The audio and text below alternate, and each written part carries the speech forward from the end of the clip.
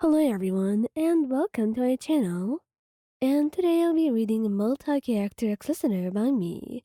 And before you ask me where are Tanari and Skirmish, they will each have a video of their own. Tanari already does if you look it up on my channel, and hopefully Skirmish will be having one by tonight. So with that said, let's get into it. Kazuha, as you woke up, you felt something on top of your head.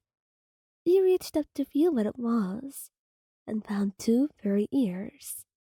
You jumped out of the bed and ran to the mirror, your eyes widening when you saw the cat ears on your head. Kaza walked into the room and saw you staring at yourself in the mirror.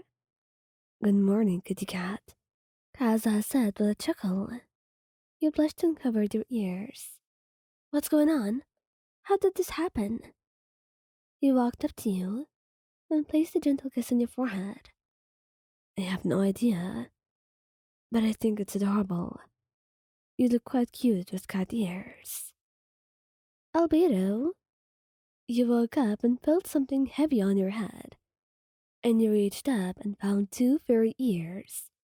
You gasped in shock as Albedo walked into the room and saw you with cat ears on your head. Oh my, you look quite cute, he said with a soft smile. You blushed brightly and tried to hide your ears. I don't know how this happened. Do you think you can help me get rid of them? Albedo walked over to you, pulling you into a warm embrace, kissing your cheek. Why would I want to get rid of them? You're perfect just the way you are. Plus, it's a good excuse for me to pamper you like the cute kitty you are. Venti, you sat up in bed and noticed something soft and fairy on your head. As you reached up to touch it, you realized that they were cat ears. You were confused and a bit alarmed, but then you heard Venti sneeze loudly from the other side of the room. Achoo! What the? Why do I smell cat? Venti exclaimed, rubbing at his nose. He turned around to face him, still feeling a little bit bewildered. I don't know, Venti, but I woke up with cat ears on my head. His eyes widened in surprise as he took it in. Oh my, that's adorable, he exclaimed, but then he sneezed again. But I also think I might be allergic to cats. You couldn't help but giggle at his reaction, even as you wondered how you were going to get rid of your new cat ears. Venti's sneezing fit continued. However, even he couldn't help but admire just how cute you looked like with the cat ears on your head. Cyno, you woke up to the feeling of something furry on your head. You reached up to touch it and felt soft cat ears.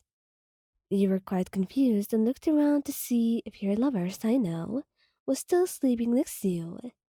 He was, and you gently shook him awake. Cyno, look, you said, showing him your cat ears. He sat up and examined them closely. Interesting, he said with a grin.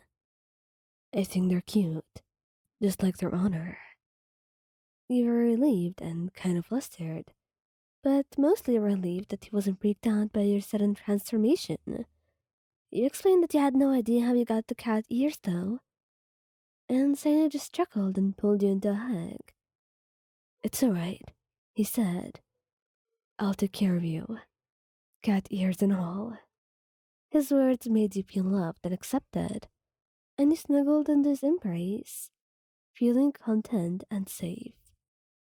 Xiao, you woke up with a jolt and felt something soft and fuzzy on your head. You looked in the mirror and saw that you had cat ears.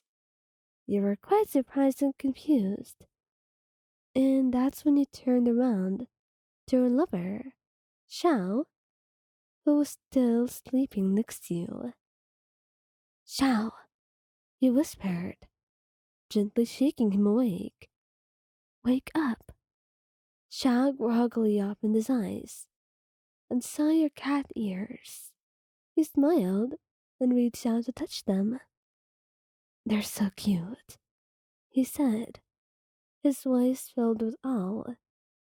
He blushed at his words and leaned into his touch. You explained to him that you had no idea how you got the cat ears, and no idea how to actually make them go away. That's when Xiao chuckled and wrapped his arms around you. It doesn't matter, he said. You're still the same person I fell in love with. Cat ears or not. His words made your heart swell with love, and you snuggled closer to him, feeling safe and loved. Child, you sat up in bed and felt something fairy on your head. You looked down and saw two fluffy cat ears on the top of your head. And that was strange, right? Because you had done nothing to warrant it. Nothing at all. You don't remember fighting with someone, drinking a potion, anything of the sort.